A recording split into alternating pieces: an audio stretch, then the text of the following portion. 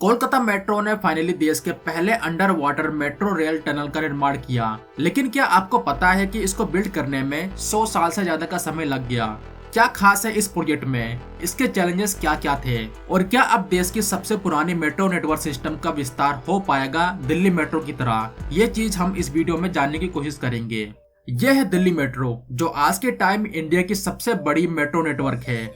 Delhi metro की पहली line दिसंबर 2002 में पब्लिक के लिए ओपन की गई थी। आज 20 साल से ज्यादा का टाइम हो गया है।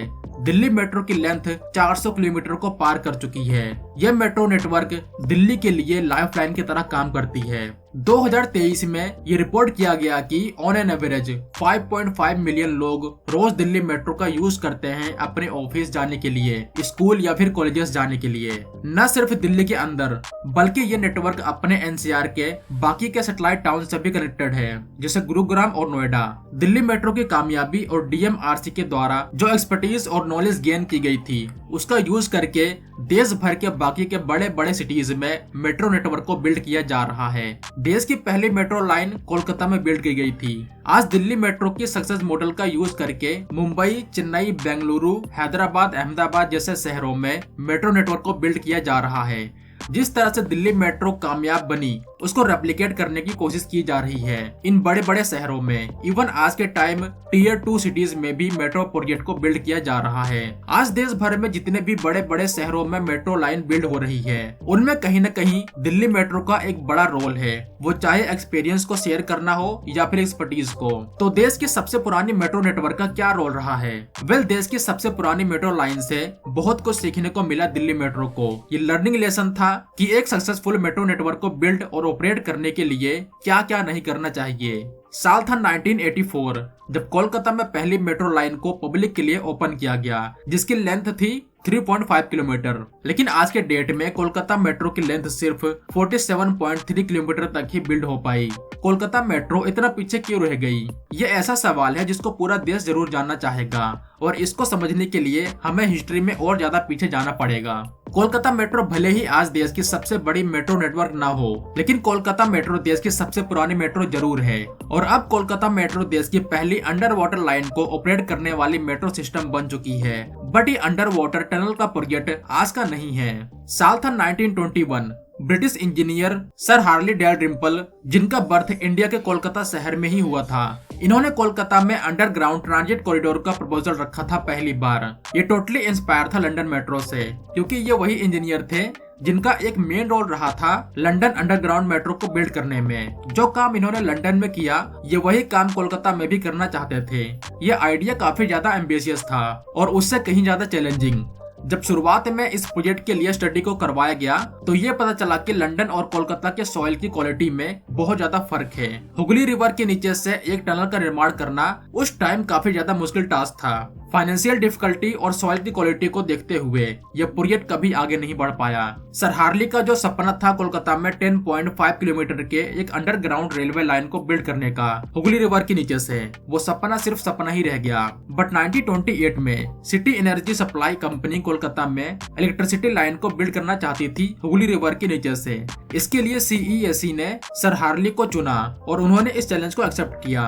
1931 में ये टनल कोलकाता की पहली अंडर वाटर टनल बनी, जो आज भी एग्जिस्ट करती है। टनल को बिल्ड जरूर किया गया, लेकिन ये ट्रेन के लिए नहीं था, ये था इलेक्ट्रिसिटी केबल के लिए। इसके बाद इंडिया को 16 साल बाद आजादी मिली। आजादी मिलने के 40 साल बाद 1984 में कोलकाता में पहली अंडरग्राउंड मेट्रो लाइन बनके रेडी होती है, जो एक प्राउड मोमेंट था पूरे इंडिया के लिए। बट जो अंडर वाटर लाइन थी, उसके लिए पूरे कोलकाता को काफी ज्यादा वेट करना पड़ा, और आज के टाइम फाइनली ये लाइन बनके रेडी हो चुकी है। जो चैलेंजेस 1921 में थे, वही चैलेंजेस आज भी थे। बट फर्क इतना था कि उस टाइम वो टेक्नोलॉजी नहीं थी जो आज हमारे पास है। अगर आप मैप में नजर डालें तो ये हुगली रिवर है। ये रिवर माइटी गंगा रिवर की एक ब्रांच है। ये वेस्ट बंगाल को 2 हिस्सों में डिवाइड करती है, वेस्ट और ईस्ट की साइड में। अगर आप इस एरिया पे नजर डालें तो यहाँ ईस्ट की साइड कोलकाता शहर है, रिवर के वेस्ट की साइड हावड़ा शहर, और इन दोनों शहरों के आसपास जो छोटे छोटे सैटेलाइट टाउन्स हैं, इन सभी को मिला के कोलकाता मेट्रोपॉलिटन रीजन बनता है। ये पूरा रीजन आपस में काफी ज्यादा इंटीग्रेटेड है। अब यहाँ मेट्रो ट्रेन का फायदा कम्यूटर्स को तभी होगा जब ये पूरे रीजन से कनेक्टेड रहेगा। लेकिन अभी का अगर आप मेट्रो का मैप देखेंगे तो सिर्फ और सिर्फ कोलकाता सिटी के अंदर ही इसको बिल्ड किया गया है।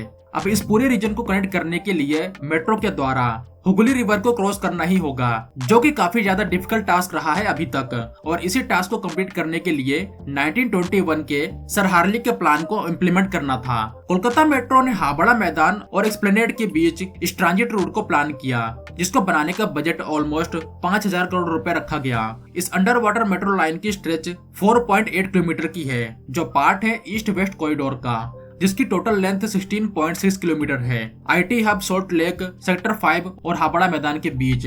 इस सेक्शन में जो हावड़ा मेट्रो स्टेशन है वो इंडिया का सबसे डीपेस्ट मेट्रो स्टेशन बन चुका है। अब आपका ये भी सवाल हो सकता है, मेट्रो के लिए टनल के बजाय ब्रिज को भी बिल्ड किया जा सकता था हुगली रिवर पे, अंडरग्राउंड ही क्यों? वेल, इसके पीछे कुछ रीजंस हैं। जैसे हुगली रिवर एक बहुत ही बड़ी शिपिंग लेन है ट्रेड के लिए।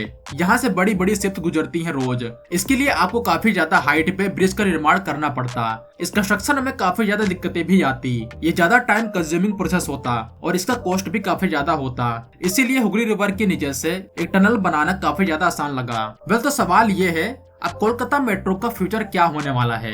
अब इसका जवाब देने के लिए मैं कुछ डेटा का यूज करूंगा। 1984 से 2014 तक कोलकाता में सिर्फ 28 किलोमीटर का मेट्रो नेटवर्क ऑपरेशनल था।